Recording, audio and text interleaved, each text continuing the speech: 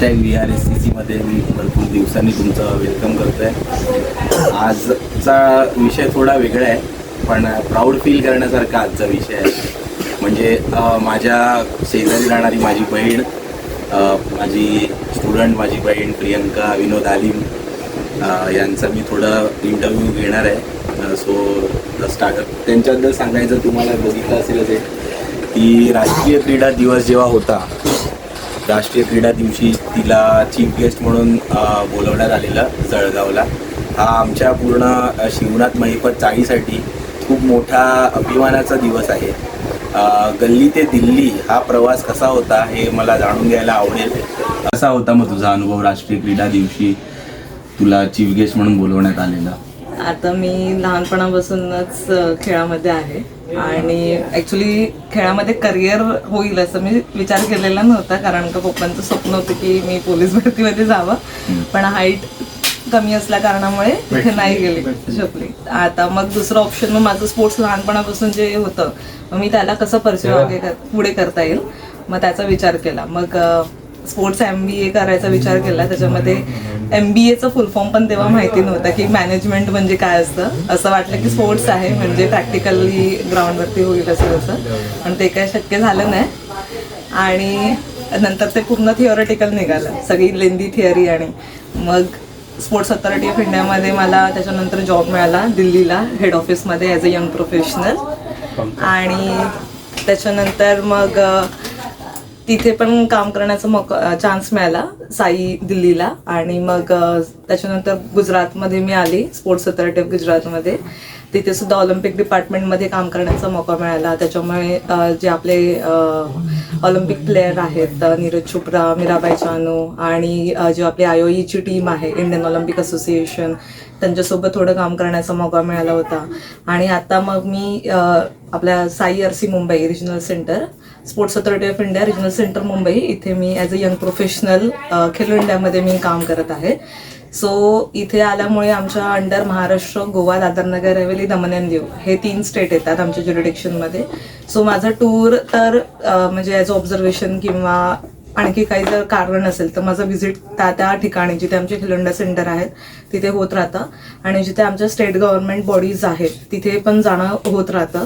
तर ही एक मला चांगली ऑपॉर्च्युनिटी मिळालेली आहे की स्टेट गव्हर्नमेंटशी आमचं नेहमी आमचं कॉन्टॅक्ट असतं. आणि आता जो नवीन स्कीम लॉन्च केली आहे कीर्ती करून, तर Khelo India rising talent identification, तर त्या उद्देशाने मला आता भरपूर जवळजवळ 6 डिस्ट्रिक्ट महाराष्ट्राचे कव्हर केले. आणि त्याच अनुषंगाने मला जळगाव या डिस्ट्रिक्टमध्ये जाण्याचा सुद्धा मौका मिळाला. आणि जेव्हा तिथे माझं जाण्याचा प्लॅन ठरला तेव्हा नेमकं आपला नॅशनल स्पोर्ट्स डे होता. आणि मी कधी नॅशनल स्पोर्ट्स डे नॉर्मली आम्ही फक्त पार्टिसिपेट करत होतो की आमच्या ऑफिसमध्ये किंवा अजून काही ठिकाणी की या गेम ॲक्टिव्हिटी आहेत किंवा जे ॲथलीट असतात, जे नॅशनल मेडलिस्ट आहेत किंवा इंटरनॅशनल मेडलिस्ट आहेत, त्यांना फेलिसिटेट करणं आणि ॲथलीटसोबत टाइम स्पेंड करणं हा आमचा एखादा एक कार्यक्रम असा ऑर्गनाईज करायचो. पण ह्या कीर्ती इव्हेंटमुळे मला तिथे त्या MG कॉलेजला भेट देण्याचा मौका मिळाला. आणि त्यांनी मला तिथे त्यांच्या कॉलेजमध्ये ॲज अ चीफ गेस्ट म्हणून त्यांनी मला तिथे इन्व्हाइट केलं होतं.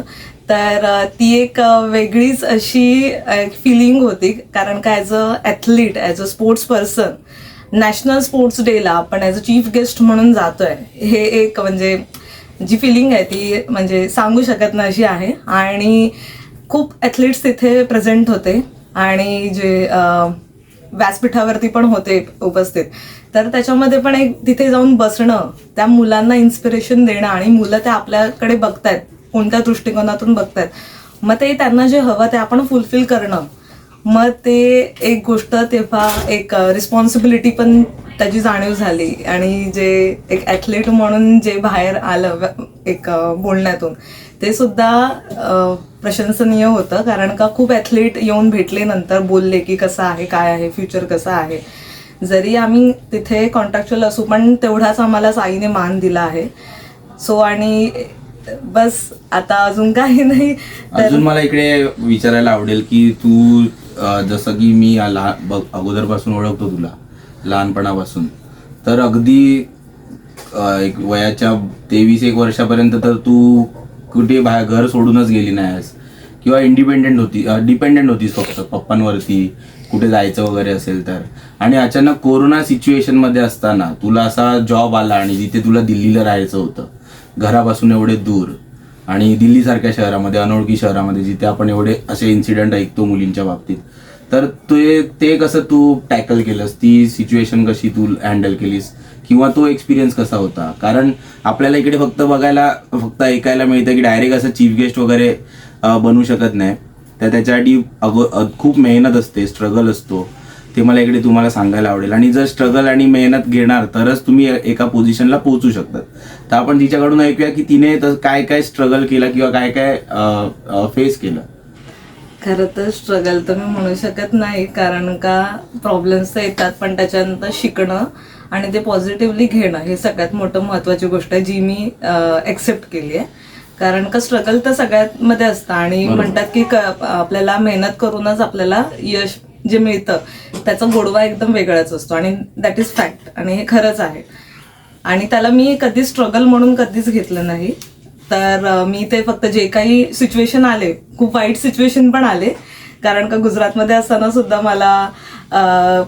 मला बोलून त्यांनी सांगितलं की अकोमोडेशन आम्ही तुम्हाला प्रोव्हाइड करू स्टेट गव्हर्नमेंटने, पण नंतर मग ते पॉसिबल झालं नाही. तेव्हा मी रस्त्यावरती एकटी होती. ह्या सगळ्या गोष्टी, म्हणजे हॉटेल नाही, काय नाही, सगळं सामान एकटं, घर नाही, कोणी नाही तिथे ओळखीचं. मग तो एक फेज वेगळा होता, पण त्याच्यातनं शिकायला मिळालं की नंतर जर ही अशी सिच्युएशन आली तर मला त्या सिच्युएशनला कसं टॅकल करायचं आहे. जसं कोविडचं आता तुम्ही म्हणालात, तर कोविडमध्ये सुद्धा म्हणजे एक फॅमिली रिस्पॉन्सिबिलिटी होती, कारण का आई माझं घरकाम करते, पप्पांचं पण पगार म्हणजे एव्हरेज आहे, असं नाही की म्हणजे आमचं पूर्ण घर असं चालेल असं. आणि भाऊ तेव्हा शिकत होता आणि मी एकटी तिथे. तेव्हा नुकताच माझा पहिला जॉब सुरू झालेला होता माझ्या MBA नंतर. सो लॉकडाऊन नंतर मग 3 महिने तर सॅलरी माझी पण नव्हती. 4थ्या महिन्याला त्यांनी सॅलरी द्यायला सुरुवात केलेली 5,000 रुपये. तर 5,000 रुपये तर काही होणार नाही, शक्यच नाहीये. सो मग मी विचार केला की मुंबईला जायचं आणि त्या कंपनीमध्ये जॉब करायचा. मग मी एकटी मुंबईला आली आणि मग 1 महिना मी विदाऊट फॅमिली राहत होती. आणि तेव्हा तो जॉब असा होता की मला ना तिथे सुट्टी मिळायची, ऑल डेज वर्किंग असायचं, ना गव्हर्नमेंट हॉलिडे ना नथिंग. सकाळी जायचं, रात्री यायचं. हा सेल्सचा जॉब, म्हणजे स्पोर्ट्स कंपनीज होती माझ्या स्पोर्ट्स रिलेटेड, पण त्याचं जॉबचं पूर्ण एकदम हेक्टिक होतं. मग तेव्हा एक विचार आलेला मनामध्ये, आता नाही करायचं जॉब, कारण का तेव्हा 13,000, मग नंतर तिसऱ्या महिन्यापासून 13,000 असं सॅलरी ते लोक द्यायला सुरुवात केलेली. आणि मग म्हणाले की अजिबात आता नाही, दुसरा आपल्याला जॉब स्विच करणं गरजेचंच आहे, ह्याच्याने काय होणार नाही. आणि मी 2019ला तेव्हा स्पोर्ट्स ऑथॉरिटी ऑफ इंडिया दिल्लीला इंटरव्ह्यू दिलेला होता. आणि नेमका 1 वर्षानंतर लगेच मी जेव्हा असा मनात विचार आला, लगेच 1 वर्षानंतर मला कॉल आला तिकडनं की तुम्ही शॉर्टलिस्टेड झालेला होता, तुम्ही वेटिंगमध्ये ठेवलेलं होतं आम्ही तुम्हाला, मग तुम्ही आता कुठे वर्किंग आहात का, किंवा तुम्ही ओपन आहात का, तुम्ही दिल्लीला शिफ्ट व्हायचं.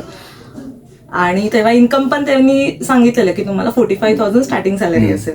मग आता मी तोच विचार केला की आता घरी इन्कम सोर्सेस कोणाचं नाहीच आहे. मग मला काहीतरी, आणि सेंट्रल गव्हर्नमेंट आहे तर कोण स्कीप करेल, आणि डायरेक्ट सोर्स असतं, साई तेव्हा डायरेक्ट अपॉइंट करते.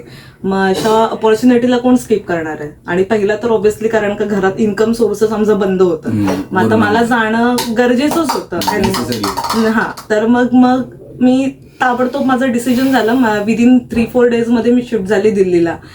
आणि खरंच जसं तुम्ही म्हणालात, मी तर पूर्ण डिपेंडंटच होती फॅमिलीवरती, कारण का मी कधी लेक्चर बंक केले नव्हते. मी साठी कॉलेजमध्ये माझं पूर्ण ग्रॅज्युएशन झालं, आणि माझे वडील आठवड्याला एकदा तरी मला न कळत कॉलेजमध्ये यायचे की माझी प्रेझेंटी किती आहे, मी बसते की नाही लेक्चरला. तर ह्या एवढ्या गोष्टींमध्ये त्यांचं लक्ष असायचं. तर लेक्चर बंक किंवा काही करणं काहीच नाही. त्यांच्या ह्याला मी तेव्हा निगेटिव्ह पण म्हणालेली, कारण का एक असं माइंडसेट की सगळे माझ्या बरोबरचे फिरतायत, पार्टी करतात, किंवा लेक्चर बंक करतात, किंवा अजून कुठेतरी जातात, आणि मला घरातले रेस्ट्रिक्शन्स लावतात. पण त्यांचा जो एक मला शिक्षणाकडे आणि त्या बाकीच्या गोष्टींपासून दूर एक जो व्ह्यू होता ना, तेव्हा आता मला तो रिअलाइज झाला जेव्हा मी दिल्लीला एकटी राहत होती तेव्हा, ह्या सगळ्या गोष्टी की त्यांनी जर हे केलं नसतं ना, तेव्हा मला साठी कॉलेजचं student of the year he trophy पण आहे ना मला मिळाली नसते. आणि तीच ट्रॉफी आहे ना मला अलगत मिळाली, कारण का पॅनलवरती जे कोणी होते ना, तेव्हा त्यांनी मला सांगितलं, जसं आम्ही तुझा फॉर्म उचलला की ही एक कॅन्डिडेट आहे, तर ताबडतोब त्यांनी म्हणाले हिला स्टुडंट ऑफ द इयर देऊन टाका. म्हणजे पहिला त्यांचं क्रायटेरिया असतो की डिपार्टमेंट वाईज बेस्ट काढतात, मग त्याच्यामधनं मग एक निवडतात स्टुडंट ऑफ द इयर. मला डायरेक्ट त्यांनी निवडून दिलं. हे इझिली झालं काही न करता. तर खरं तर ह्यांची परवरिश आहे, कारण दिल्लीला पण मी एकटी राहत होती. पूर्ण क्लायमेट वेगळा होता, कारण का तिथल्या लोकांची चालचलन बोलणं वेगळं आहे, कारण का तिथे जी बोलल्याशिवाय राहत नाही. आणि माझ्या डेझिग्नेशनच्या खालचे पण लोक होती, तर मला त्यांनी हे पण म्हणालेलं की तुम्ही इथे आलाय तर तुम्ही एक काम करा, इथे जे आम्ही बोलण्याची पद्धत आहे ते तुम्ही शिकून घ्या, जी बोलणं. तर खूप म्हणजे त्यांचं एकदम खूप वेगळी होती. मग त्याच्यामुळे तिथे त्यांच्यासोबत राहणं, व्यवहार करणं, बोलणं खूप हेक्टिक व्हायचं. पण त्याच्यामुळे एक फॅमिलीशी माझी जवळीक झाली. मी कारण का माझे मित्रमैत्रीण कोणी नाही आतापर्यंत, मी सगळ्यांशी बोलून चालू नाही, खूप जण आहेत बोलून चालू, एकाशी पण माझं वाईट नाहीये का, कारण का घरच्यांची परवरिश आणि सत्संगची हे आहे. तर एक ते असतं की वाईट आणि काय आहे, प्रेम आणि जे काय म्हणतात त्याला नफरत, म्हणजे हे काय असतं ते तेव्हा मला कळलं. आणि नेहमी मग त्याच्यामुळे आई वडिलांशी जवळ, घरात सकाळीपासून ते रात्री लिटरली झोपेपर्यंत त्याचे video call, phone call continue त्यांचेच असायचे, आई आणि पप्पा ह्याच्या, किंवा फॅमिली रिलेटिव्ह कधी कोणी केले तर बस. पण आई पप्पांचे कॉल दिवसभर असायचे. सकाळी मी कधी उठते, ऑफिसला पोहोचली की नाही, दुपारी जेवली की नाही, किंवा ऑफिसमधनं निघालीस की नाही, ऑफिसमधून घरी पोहोचली की नाही, किंवा रात्री झोपताना जेवली की नाही झोपताना, म्हणजे पूर्ण दिवसभर माझं फॅमिलीशीच बॉन्डिंग होत होतं. मग त्याच्यामुळे ना मला कधी मित्रमैत्रिणीची खंत वाटली किंवा काही वाटली. आणि इव्हन आता सुद्धा, आता जरी मी मुंबईला शिफ्ट झालेली आहे तरी पण माझं सकाळी कॉल पप्पांना किंवा आईला असतो, दुपारी एक कॉल असतो आई पप्पांना, संध्याकाळी कॉल आई पप्पांना असतोय की निघाली काय करता असं. म्हणजे हे एक माझं फॅमिलीशी. आणि माझा एक होता, जसं मला तेव्हा खरंच वाटायचं होतं की मला फिरायला नाही दिलं. अजून सुद्धा मी मुंबई कुठे फिरलेली नाहीये, अजिबात फिरले ना. मी पब बघितलंय ना, कॅफे ना, कुठे काही बघितलंच नाही, मरीन ड्राईव्ह काहीच नाही केलं एक्सप्लोर. असं वाटतं की जावं का, त्या टायमाला मी फिरली नाही. पण मला खुशी पण वाटते की त्या टायमाला जर मी फिरले असते तर मी आता ज्या लेवलला आता आहे मी तिथे नसते पोहोचले, खरं सांगते. कारण का मला तेवढा स्वतःवरती विश्वास आहे त्या बाबतीत. मला आणि जेवढ्या माणसांना मी कमी वेळासाठी प्रत्येक ठिकाणी होते, पण एक बॉन्डिंग माझं खूप चांगलं जमलंय. कारण का मी स्पिरिच्युअलिटीशी पण कनेक्टेड आहे, सत्संगशी. त्याच्यामुळे रोज मी सत्संगला जात होती, तिथे पण आमचं सत्संग गुजरातला होती, गुजरातला सुद्धा मी सत्संगला जात होती. त्याच्यामुळे मला खरंच कोणाची जे स्पिरिच्युअलिटीची गरज असते आजकालच्या मुलांना, ते तिथून मला जाणवलं. कारण का जे आजकाल एक ह्युमॅनिटी म्हणतात, बाकी मी वावरली तिथे ह्युमॅनिटी नव्हती, पण आपल्यामधली ती माणुसकी कशी जपून ठेवायची जरी नसेल कोणी समोरचा, ते मी स्वतःवरती त्याच्यावरती काम करत गेले. आणि आता सुद्धा मी जिथे जिथे जात आले महाराष्ट्रभर, तर तिथे तिथे सुद्धा मी कुठे सत्संग मिळत आहे जिथे स्पिरिच्युअलिटीशी मी कनेक्टेड होऊ शकते. तर हे सुद्धा मी अजूनपर्यंत बघते. म्हणजे मला बाहेर असं मला आता वाटत पण नाही की मी बाहेर जावं किंवा कुठे काय करावं. असं वाटतं की घर आणि आपलं आणि करिअर. आता मला तुला एक अजून विचारायला आवडेल की मग तुझं पुढचं फ्युचर प्लॅन काय आहे आता, की ह्या लेवलपर्यंत तू संतुष्ट आहेस की अजून नेक्स्ट स्टेप काय आहेत, किंवा तुला स्वतःहून कुठला गेम खेळून त्याच्यासाठी भारताला रिप्रेझेंट वगैरे करायचं असं काय तुझ्या मनात आहे, की अजून काय तुझे प्लॅन्स काय आहेत या फील्डमध्ये तुझे प्लॅन्स काय आहेत? स्पोर्ट्स म्हणजे आता खरं बघायला गेलं तर स्पोर्ट्स जी फील्ड आहे ना ती खूप वास्ट आहे, म्हणजे जी अजूनपर्यंत कोणाला माहिती नाही. आणि ते अगोदरचं स्लोगन पण सगळ्यांना माहित असेल की पडेगा लिखेगा तो बनेगा, नवा खेलेगो की दोगे तो बिघडोगे, समथिंग काहीतरी एक ते स्लोगन आहे. पण आता जर स्पोर्ट्स इंडस्ट्री बघाल तर खूप जास्त वास्ट आहे. तुम्ही ऍज अ ऍथलीट पण तुम्ही ग्रो करू शकतात किंवा जर स्पोर्ट्समध्ये, कारण का काही क्रायटेरिया असतात. आता जसं माझं होतं की मला माहिती नव्हतं की मला काय करायचं, पण मला घरातले सांगत गेले की तुला हे करायचं, मी त्यांच्यावरती विश्वास ठेवून सगळ्या गोष्टी करत गेले. पण मला आता म्हणजे हाईटच कमी पडली पोलीस भरतीसाठी, तर मला आता स्पोर्ट्स म्हणजे होतं, मग त्यालाच मी पुढे कॅरी फॉरवर्ड केलं. पण त्याच्यानंतर सुद्धा मला असं वाटत होतं की बीपेड एमपेड केलं असतं तर 5 वर्ष त्याला लागले असतील, मग ते करिअर वास्ट गेलं असतं. म्हणून मी म्हटलं की नको एवढं, आता आपल्या घरची परिस्थिती पण आहे, मग ते सगळं सांभाळून मला करायला पाहिजे. मग MBA करायचा विचार केला, पण MBAची फीस जास्त. पण त्याच्यामध्ये पण माझ्या घरातल्यांनी ना, एक मी त्याच्या बाबतीत मी खरं मानते माझ्या आई आणि पप्पांना, की त्यांनी मला शिकायचं आहे ना, तर शिकण्यासाठी कधी त्यांनी ना म्हणजे नाही म्हणाले नाही. भले ती प्रत्येक म्हणजे ती लाखो रुपयाची फीज असू दे ना, आईने तेव्हा तिची घर कामं वाढवली. बरोबर. ती सकाळी 5:45 निघायची, ती रात्री 6-7 कितीला पण यायची, कंटिन्यू ती कामं, आणि अजूनही करते. तिला आता नाही म्हणते तरी पण ती कंटिन्यू करते. म्हणजे ही त्या लोकांची दोघांची मेहनत आहे ही. बरोबर. आणि ऍज अ ऍथलीट ऑब्व्हियसली मला असं वाटतं की माझा गेम आहे तो मी परस्यू करावं. पण आता जसं बाकीच्या गोष्टी पण असतात ऍज अ ऍथलीट, कारण का आपल्याला ते सातत्य ठेवणं गरजेचं असतं आणि आता मी डायरेक्टली गेली तर ते पॉसिबल नाही, कारण का त्याला परत खूप वर्ष जातील, कारण का ते कन्सिस्टन्सी आला, ती फ्लेक्झिबिलिटी आला, ती मुवमेंटमध्ये जायला. पण आता मी एवढे जवळजवळ झाले 4.5 वर्ष होऊन गेली मी गव्हर्नमेंट सेक्टरमध्ये काम करते, तर मला ग्रासरूट लेवलला पण काम करण्याचा मौका मिळाला. आता काही कारणावश मला इंटरनॅशनल किंवा काही ठिकाणी मला पैशांची कमतरता असल्यामुळे त्या गोष्टी मला प्रोव्हाइड त्या टायमाला होऊ शकल्या नाहीत. मग आता मी बघते की गव्हर्नमेंटमध्ये खूप काही अशा स्कीम्स आहेत त्याचा मुलांना खूप फायदा होतो. मग आता आपण जर अधिकारी असतो तर आपण कितपर्यंत काम केलं असतं. त्यांच्याकडे खूप काही अथॉरिटी म्हणजे एक म्हणतात पॉवर असते, मग ते इम्प्लिमेंट करू शकतात त्या लेवलला, त्यांच्या जेवढी त्यांच्याकडे सूट असते तेवढ्या त्या लेवलला इम्प्लिमेंट करू शकतात. तर माझं पण आता म्हणजे आहे स्वप्न की ऍज अ ऍथलीट पण रिप्रेझेंट करावं इंडियाला. अजून पण वाटतं, कारण का मी खरं बोलायला गेलं तर मी कधी ऑलिम्पिक टुर्नामेंट कधी बघितलं नव्हतं, कधीच नाही बघितलेली. ते गेल्या वर्षी नीरज चोपडाचं झालं तेव्हा फक्त मी ऐकायला आलं की हा चला गोल्ड मेडल मिळालं करून, त्याच्या अगोदर मला काही माहिती नव्हतं. पण ह्या वर्षी मला रिअलाइज झालं की मी as a athlete, as a sports person, मी स्पोर्ट्स इंडस्ट्रीमध्ये काम करते, ते पण स्पोर्ट्स अथॉरिटी ऑफ इंडियामध्ये काम करते, तर मला ह्या गोष्टीचं नॉलेज असणं गरजेचं आहे. त्याच्यामुळे ते बघितलं. पण ते क्रेज असतं एक की प्रत्येक ऍथलीट हा स्वतःसाठी खेळतो ना की देशासाठी, कारण का त्याचं एक पॅशन असतं, तो पॅशनला पुढे घेऊन जातो, मग तो पुढे तो देशासाठी तो रिप्रेझेंट करतो. आणि ते ऑटोमॅटिकली येतं, कारण का आपल्याला जी आवड असते जेव्हा ते आपण आवड म्हणून घेतो आणि आपण फिट राहू ह्याच्यामुळे करतो, मग ती आवड ऑटोमॅटिकली आपल्या पॅशन मध्ये पण कन्वर्ट होऊन जाते. जी माझी आवड एक स्पोर्ट्सची होती तर ती मी कंटिन्यू ठेवली, कन्सिस्टंट ठेवले, त्याच्यामुळे मी आता स्पोर्ट्स इंडस्ट्रीमध्येच काम करते. तर आता माझं एकच म्हणजे असं आहे की एम आहे, म्हणजे मी ट्राय करते, अजून केलं नाहीये, मी म्हणते की ट्राय करीन पण वेळच नाही मिळत आहे. तर माझं आता जसं हे जे सेंट्रल गव्हर्नमेंटमध्ये जे अधिकारी असतात तर त्या लेवलला जाण्याचं, सो मी युपीएससी किंवा आता ते देण्याचा प्रयत्न करते. म्हणजे जर झालं तर वेल अँड गुड, नाही पण कसं आहे की आपण जसं असं विचार करतो की चला आपण म्हणजे गव्हर्नमेंट सेक्टरमध्ये असलं तरच आपण काय करू शकतो, नाही. पण आपण आता तुम्ही जर बघत असाल जे कोणत्या ऍथलीटला मेडल मिळतं, पण ह्याच्या अगोदर ते लोक प्रायव्हेट अकॅडमीमध्येच शिकत आलेले आहेत. आता आमच्या साईमध्ये पण तुम्ही बघाल, जे आता ह्या वर्षीच जे आखाडे आहेत, आपले जुने आखाडे असतात रेसलिंगचे, तर तिकडनं आता 2-3 मुलांना एशियन गेम्स साठी ते सिलेक्ट झाले आणि त्यांनी ब्रॉन्झ मेडल पण जिंकून आले. ग्रासरूट लेवलच होतं ते सुद्धा. असं काही नाही की आपण मोठ्या पातळीवरती गेलो तर आपण जे आपल्याला जे घडवायचं आहे ना ते आपण ग्रासरूट लेवलमध्ये पण घडवू शकतो. फक्त ती आपल्यामध्ये कॅपॅबिलिटी आपल्यामध्ये स्वतःमध्ये असली पाहिजे. एक पॉझिटिव्ह स्ट्रेंथ, पॉझिटिव्ह अप्रोच जो असतो की आपण हे चेंज करू शकतो, तर आपण ते ऑब्व्हियसली साध्य करू शकतो. जर आपल्या मनामध्ये आपण म्हणतो की नाही मला हे झाल्यावरच आपण करू शकतो, तर नाही, तसं नाही होत. कोणत्याही पोझिशन आपण कुठे पण असतो ना, ऍटलिस्ट आपण जरी माझं आता अधिकार आहे हे पण मला शिकवलं गेलंय, मी नाही म्हणत आहे ह्या गोष्टीतलं.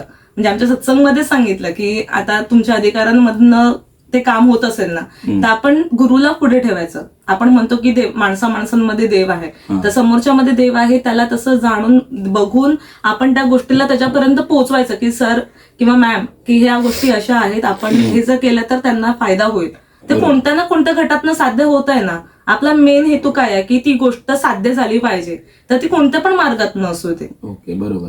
मग आता ती जो विचार करण्याचा जो पॉईंट ऑफ व्ह्यू ना तो पण माझा त्या गोष्टीने चेंज झाला. म्हणजे आपण कुठून ना कुठून तरी आपण काहीतरी साध्य करू शकतो. असं नाही की मला हेच झालं पाहिजे, मला हेच केलं पाहिजे करून. बरोबर. मग आपण तरी सुद्धा माझं ट्राय आहे, कारण का एक मला असं वाटतं की माझ्यामध्ये ती कॅपॅसिटी आहे प्रॅक्टिकली, कारण का मी खूप काही गोष्टी प्रॅक्टिकली बघितलेल्या आहेत. मी ट्रायबल ऍथलीट सोबत पण राहिलेली आहे. तर त्याच्यामुळे लिटरली गुजरातला मी जी होती त्यांना 750 रुपये महिन्याला पगार म्हणजे स्टायपेंड मिळायचा त्या ऍथलीटला. तर ते 750 रुपयांचं ते काय करत असतील, काय वाटतं तुम्हाला, काय करत असतील? काय आयडिया आपल्याला त्याच्याबद्दल नाही. तर 750 रुपयांचं त्यांचे पॅरेंट्स त्यांना घरी एक वेळचं जेवण नाही मिळायचं, मग ते घरच्यांना ते द्यायचे का, कारण का थोडंफार राशन आणून ते करतील किंवा घराचं छोटं मोठं काम ते लोक करतील. म्हणजे आता तुमचं म्हणणं आहे की असं की या पोझिशनला गेल्यामुळे तुम्हाला हे सगळं बघायला मिळालं, समजलं अजून. मग त्याच्यात ते जर आपण असा विचार केला तर त्यांच्या हिशोबाने आपण तर खूप चांगली लाईफ जगतो. किंवा आपल्याला ते चांगलं मिळतं. मला अजून तुम्हाला विचारायला आवडेल की तुमचं मग आता आपल्या यंग जनरेशनला काय तुम्ही सांगाल एक गायडन्स म्हणून, किंवा एक काय तुम्ही शॉर्टकटमध्ये संदेश द्याल?